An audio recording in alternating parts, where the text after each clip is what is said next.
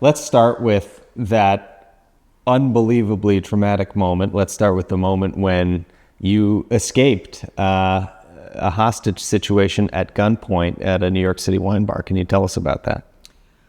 Wow, yeah, well, that was kind of when time slowed down, honestly, in that moment.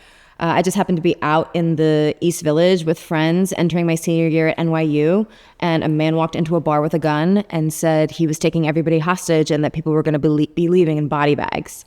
That then quickly turned into me standing in front of him as kind of the main hostage and being an impromptu negotiator with the NYPD who were outside, trying to understand his demands, trying to understand the gravity of the situation and get him to understand the humanity of the people who were in that room. Then somebody ended up jumping the perpetrator from behind. All I sensed was a feeling of falling because I was directly in front of him. He had a gun to my right temple, a barbecue lighter to my left, and all I could feel was that we were falling, and then the NYPD rushed in. So something that probably in real time took a few hours, felt like a few weeks, and I'm stronger for it. What instincts were triggered in you during that experience? Well, I think initially, obviously, there's panic and fight or flight, a very base instinct. But more importantly, what I learned from that is the ability to survive. I think people do things intuitively that are much more powerful than they even realize they have. So now as an athlete, when I say your reserves have reserves, you always have more in you. The resilience is a character trait that I really do believe we all have. It's just how readily can you access it? And I hope people access it every single day without needing to be thrust into that kind of trauma of having a gun to your head. Humans are resilient and powerful, and that's what it showed me. Okay, so you decided to enter law school the following year, and then tell me how long you practiced law. I practiced law for 7 years. I call myself a reformed attorney. Well, tell me when the moment you realized that living each day like it was your last was incompatible with practicing law. You know, I say I ran myself out of a law career. I just started to fall in love with sport and movement. And I was not an athlete growing up. I didn't run a single mile until I was in law school. So it was a new love for me that I found in adulthood. And law as a practice actually was really interesting. I have a lot of admiration and respect for the partners and attorneys that I worked with. And I was at one law firm my entire career in New York City, and Paul Hastings is still amazing. But so I do have reverence for the law as an intellectual sport. But when I fell in love with running, it was a game changer. And I'm like, how am I going to pay my bills and pay my rent doing this thing that I love? I ended up pursuing ultramarathons while I was still in my law career, and I felt like I was living a double life. I was counting down the hours until I could go for a run in Central Park or go for a run with my run crew, the New York City Bridge Runners. And it was that fractured and divorced existence was not something that I felt okay with. I know that I survived being held hostage to be dynamic and passionate and be in this world for a reason. So I decided that I needed to jump off the cliff and create myself as an athlete. So tell me, what did that look like from someone who was, as you say, allergic to running, was allergic to this in the beginning, to then all of a sudden become this ultramarathoner? I was allergic to running. Oh my gosh, I used to do anything possible to get out of gym class as a kid, anything possible. But I'm very convincing. I guess that was the lawyer in me.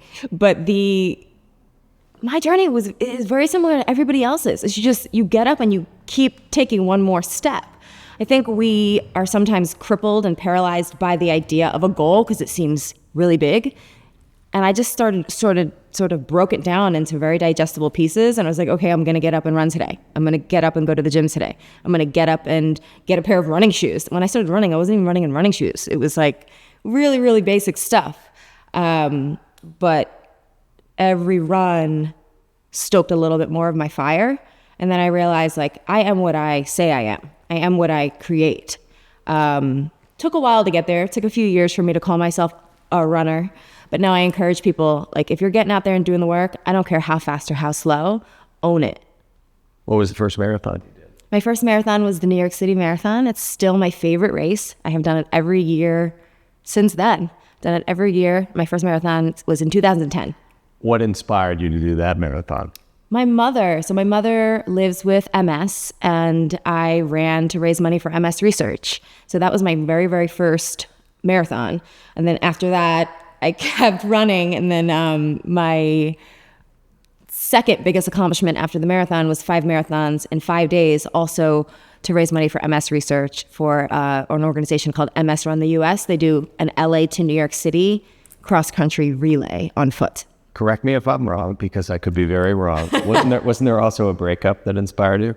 Oh, yeah. You know what? I already forgot about that. But yes, the catalyst for my first marathon was a breakup. Like, I was like, I need to do something.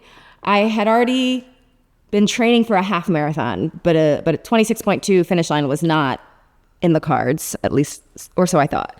Then the breakup happened, and I decided to not only sign up for the marathon, but sign up for the marathon to run with purpose. So it was kind of like a dual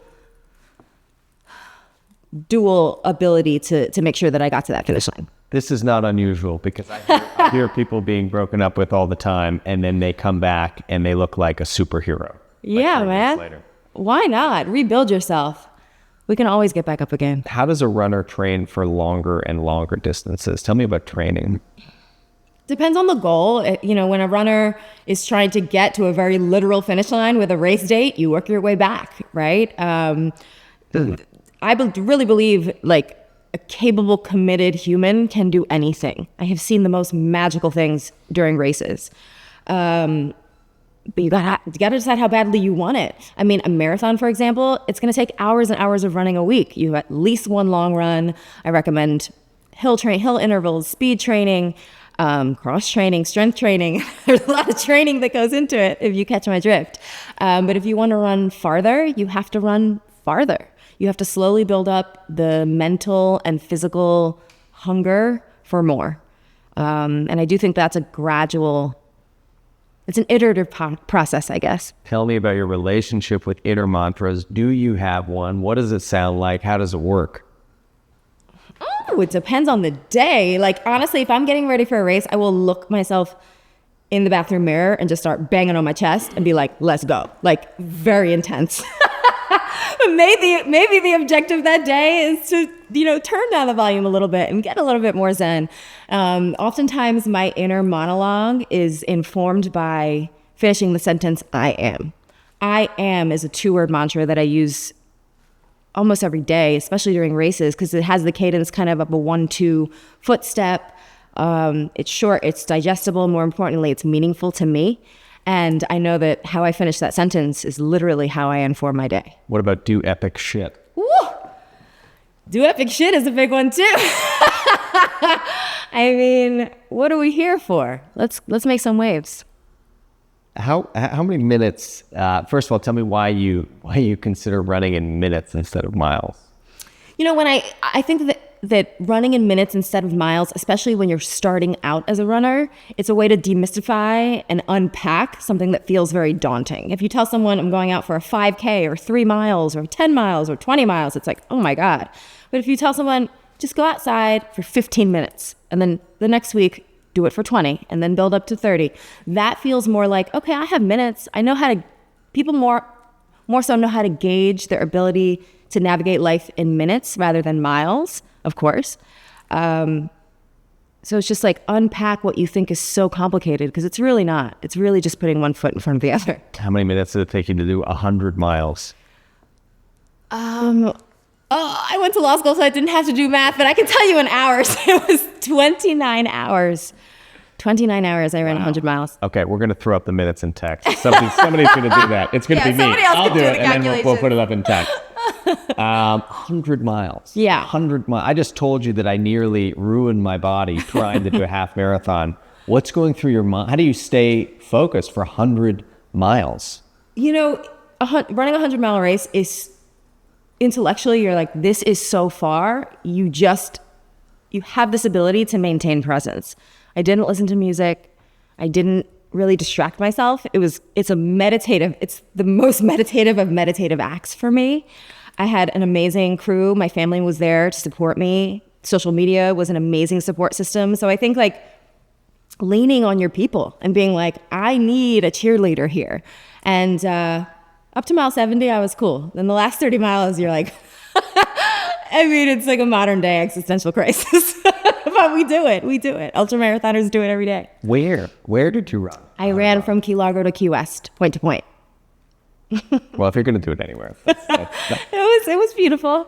Yeah. What does your training process look like? When I'm training for a 100-miler or an ultra? Yeah. Or just in general? I mean, in general, but sure. Let's start with one of those. There are seasons. Marathoners and ultramarathoners know you kind of ramp up your mileage. You have peak mileage moments in a training cycle, periodized training where you ebb and flow in terms of intensity. I always have a layer of strength training in my cycle. I do at least 3 days of strength training a week. I think that pushing and pulling your body weight in this world is one of the most powerful things we can do.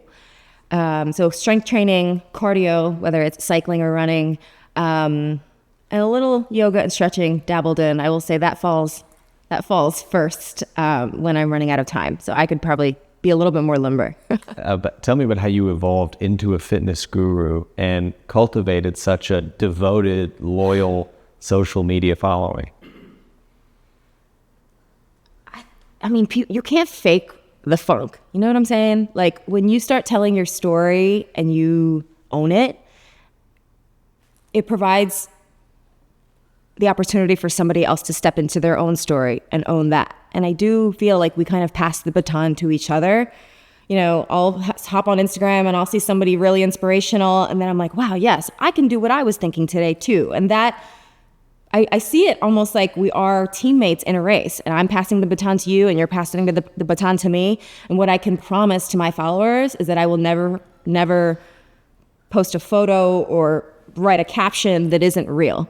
And I think that's why people, I hope, listen to my story, because it's honest. And tell me about the visual conversation that you are constantly having with people. We are always having a visual conversation. You step out that door, it's a beautiful conversation of how do you feel and how do you want to arm yourself for victory. I do believe we should look good for victory. When I get ready for a race, you better believe I'm running like I'm running a runway. That gives me a straighter spine, a stronger backbone. And, people can begrudge the selfie or begrudge the race day photo, but it's like, own that. You earned it. I think nothing is more powerful in this world than a post-workout, endorphin-filled, sweaty photo. Like, I want to see more of that. For better or for worse, tell me about your experience and your relationship with brands.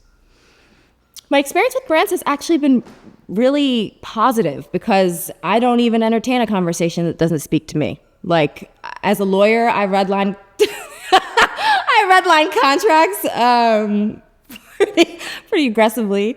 But at the end of the day, it's all about, like, does this feel right? Does this pivot? Does this partnership? Does this moment? Does this conversation feel right? Because if it doesn't, then I just don't do it. Period. I will not promote something that I don't actually genuinely support. So those of you who have seen brand partnerships of mine, they're real. I feel like you're going to be the first person to actually read our release form. I did read the release form. You already did? Yes, I did. Of course you did. I do. Were there red lines? No. I don't normally redline releases. They're pretty standard. How do you feel about becoming a brand?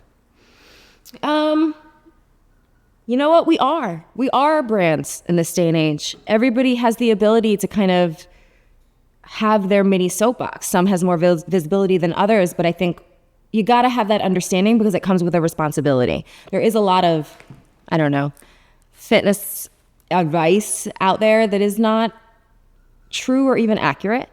But that's where I think literacy comes in. And, I like to think that brands are, whether they're personal or big commercial brands, are responsible content providers and people are literate consumers. Do you have a fear of failure? I do. I have a fear of failure and mediocrity, so much so that it strangles me. Has that propelled you for your entire life? Yeah, I think so. What haunted you? I have really amazing examples in my parents. They created themselves. My mother is a refugee from Cuba. My father immigrated from Puerto Rico, and they created themselves. They put themselves through medical school and law school, respectively. And when you see an example of someone from a very, very young age establishing getting their own building blocks and brick by brick laying the foundation for life, that's a big, inhale that. That will wake you up. And I've always been acutely aware of paying that forward. Why did you write Shut Up and Run? I really shut up and run because I wanted people to understand that it's not that complicated. Running is beautiful and it's accessible, and all you need are a pair of running shoes and a commitment to get out the door. So it's like, go do it. Just shut up and run. I think you're indestructible. I don't know how someone can run 5 marathons in 5 days physically. Mentally, I understand what you're saying, but physically. So do you think you were born with something, or you feel like you have just trained your body to endure that kind of? Oh my gosh. It is all training. Humans have done much, much more than that, and they will continue to do much, much more than that physically. At the end of the day, excellence is really just a discipline. Like, it's just a discipline. Sure, there are people who are innately suited for certain things, lots of basketball players, 6'5" and up. Of course, their stature, their size, lend themselves to that activity. But just because you're 6'7" doesn't mean you're going to be Michael Jordan. Like, that takes discipline. That takes being the first one at the gym. It takes doing 2-3 workouts a day, going on that 30-mile run, going on that 40-mile run. It's like, how badly do you want it?